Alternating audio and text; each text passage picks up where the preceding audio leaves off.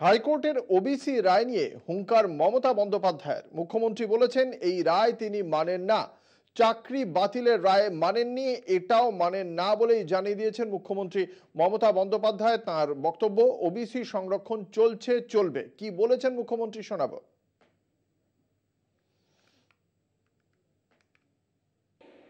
কাউকে দিয়ে একটা অর্ডার করিয়েছে, যদিও তার রায় আমি মানি না। যেমন 26,000 টিচারকে যখন বাতিল করেছিল বিজেপি, আমি বলেছিলাম ওদের রায় আমরা মানি না।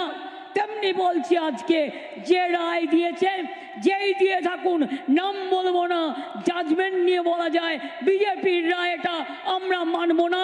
ওবিসি রিজার্ভেশন চলছে, চলবে।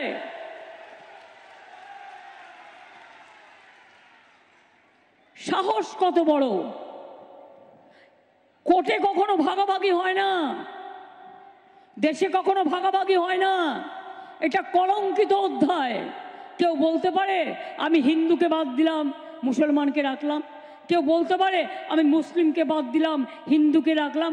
আরে এরা জানে হিন্দু বলতে ওখানে কারা আছে? আমি তপশিলীদেরও রেখে আমি করিনি এটা। এটা উপেন বিশ্বাস তখন চেয়ারম্যান ছিলেন। বাড়ি বাড়ি সার্ভে করে করে আমরা ওবিসি রিজার্ভেশন করেছিলাম। 12 সাল থেকে চলছে।